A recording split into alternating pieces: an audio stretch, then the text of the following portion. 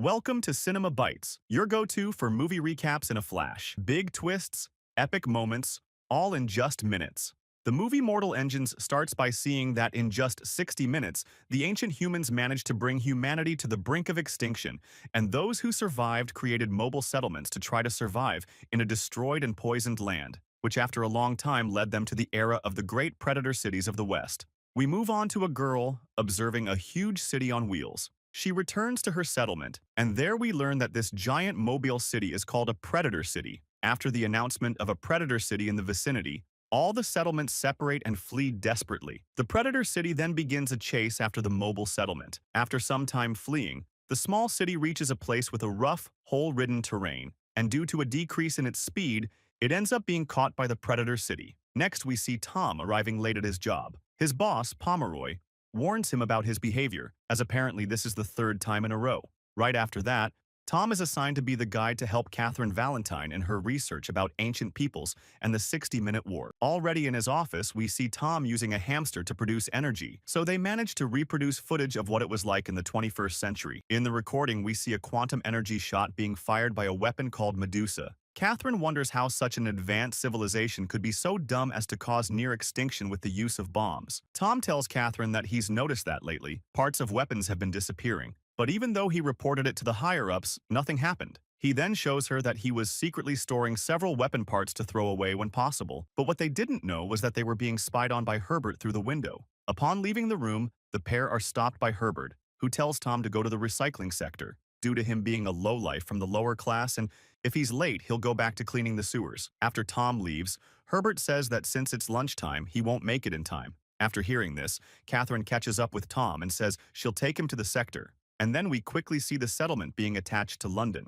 the predator city. Ignoring lines and blockades because he's accompanying an important woman, Tom continues on his way to the destination. Catherine asks why Tom has to arrive quickly, and he explains that he must get there fast to separate items of historic value before they're used as fuel. While walking, the pair talk about the enemies of the wheeled cities, the anti-tractionists, who are against mobile cities, and we see that the most wanted woman is called Anna Fang. Arriving at the destination, Tom is desperate to see a toaster being thrown away. Apparently, for them, this is a major treasure. We then meet Thaddeus Valentine, Catherine's father, and also Tom's idol writer. Next, Thaddeus receives a fusion inverter, something very rare and dangerous.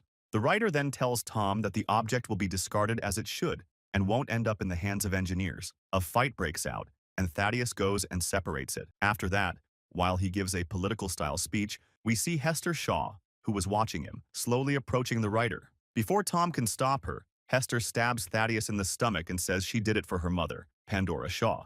Tom approaches and takes the knife from her hand. Her mask falls off, and we see a huge cut scar on her face. Seeing the police approaching, Hester starts her escape with Tom on her tail, and Thaddeus follows both of them. After a lot of running through the newly hunted settlement being destroyed, Hester, seeing herself cornered, decides to throw herself down the disposal chute, but Tom manages to grab her. The girl then tells him that Thaddeus is responsible for her scar and tells him to ask about her and her mother. After that, she lets go and falls. Thaddeus arrives right after, and as open-mouthed as he is, Tom ends up revealing the things the girl said, which makes the writer push him through the grate. Next, we see Catherine and some guards arriving at the scene. Thaddeus says Tom fell during a fight with Hester, but looking around, Catherine sees there was a witness present. Later, in a room, we see father and daughter talking. Thaddeus says he doesn't know who Hester was and that she was probably an anti-tractionist who hated him, and then says that tractionists and people from static settlements couldn't understand each other because they hide supplies behind a wall to watch them starve.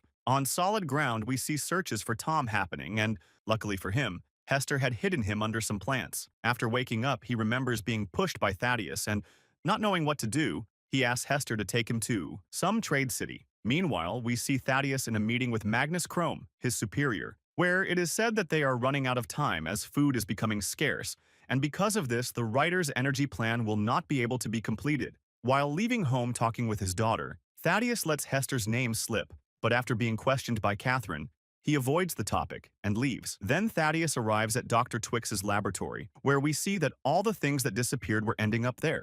Dr. Twix informs Thaddeus about an undead soldier who was in prison and is hunting the same target as the writer, Hester Shaw. Meanwhile, Tom is bragging about his incredible sense of direction, which leads Hester to ask him which way they should go at a fork in the road. Tom says they should go south, as that's where the wheel tracks lead, but Hester says in the Outlands you should never go south. At night, Hester is awakened by noises. Following them, she sees Tom calling for help from what he thinks is a commercial city. But when Hester sees what he's talking about, she says they are Southerners. After being spotted and attacked by the machines, they begin a desperate escape. But when trying to help Tom, Hester is hit in the leg. The pair manage to escape thanks to the help of an old man who pulls them into his car hidden underground. Meanwhile, Catherine is tracking down the witness, a friend of Tom's, and she learns that her father was the one who pushed Tom into the hole. After putting the pieces together, the two realize something is wrong with the new city construction being carried out by Thaddeus. We are shown that Thaddeus used to visit the mother and daughter pair and was kind to them, until one day Pandora unearthed something Thaddeus desperately wanted, and to get the object,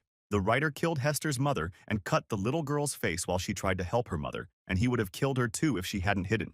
Next, we see Thaddeus arriving at the prison to visit Shrike, the undead.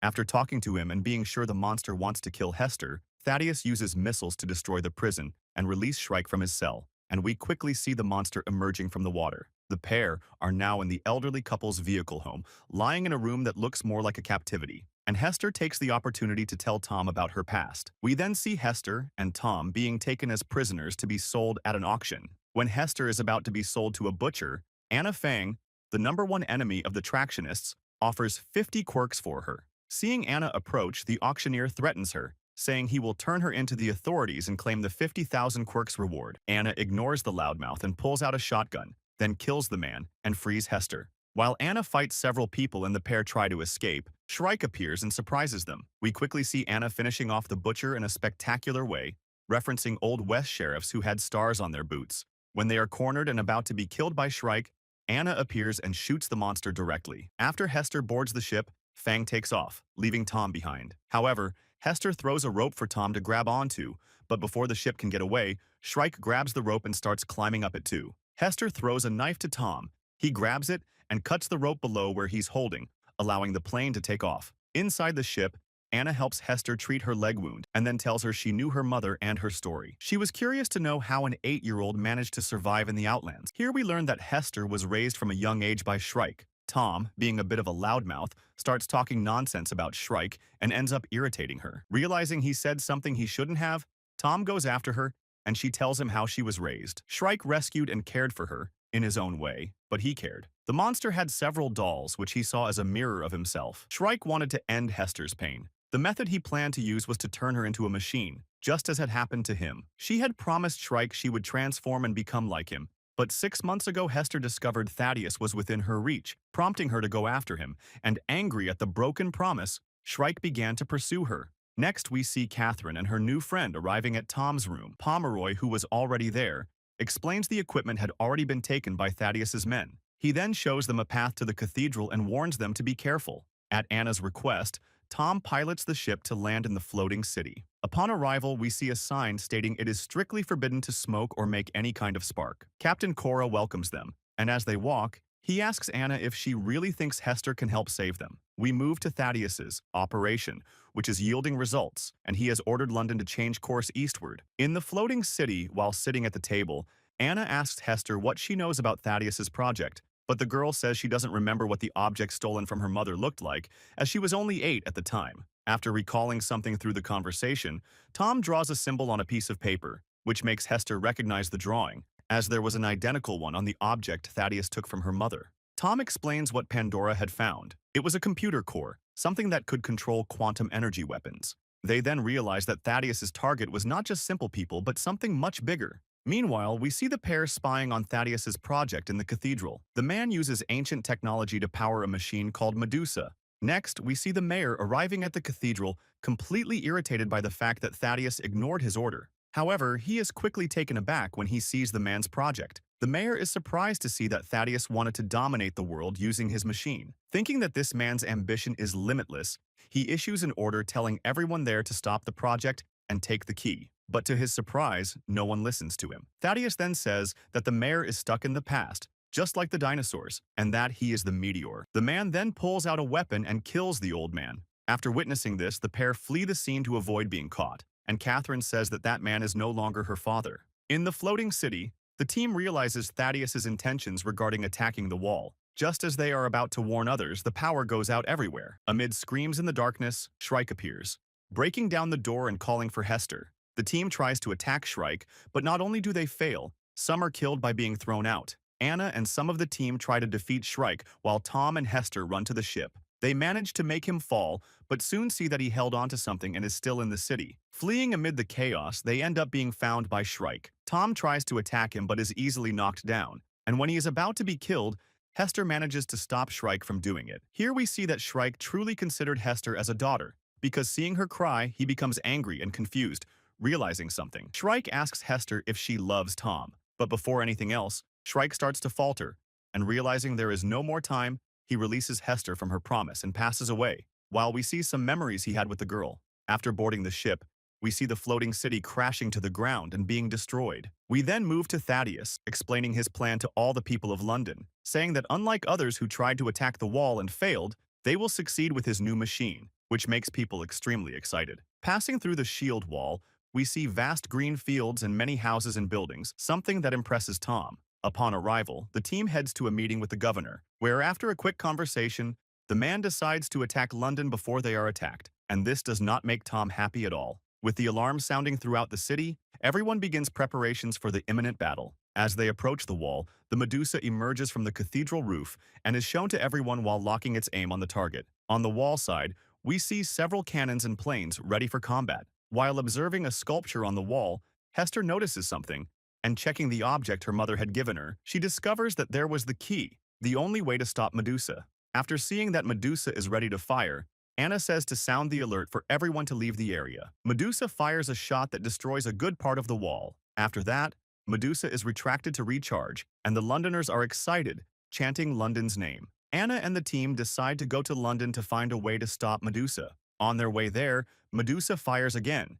destabilizing the planes. After recovering from the shock, the team continues their journey, but they are still under heavy artillery attack. The team manages to destroy a good number of London's weapons and get close to the city, but unfortunately, some people in the group are killed in the process, and one even makes a kamikaze attack to destroy a weapon. Hester manages to get off the plane, and Anna soon jumps from the ship as well, handing control to Tom. Anna tries to kill Thaddeus, but a man steps in and causes her to fail. Then Anna is struck in the abdomen by the Mad Rider. Thaddeus grabs a blade and goes to the top of the cathedral to finish and gets into a ship to leave. However, on the ship, Hester was waiting for Thaddeus with a gun pointed at him, but Thaddeus makes the woman realize that he could be her father, so she ends up letting her guard down and is soon knocked down by the maniac. Arriving at the location, Catherine realizes her father's plan. After talking to Tom over the communicator, she opens London's mouth. Tom uses Anna's ship to enter and fires a missile at the city's core, and after doing so, he leaves the area. After Hester tries to fight back,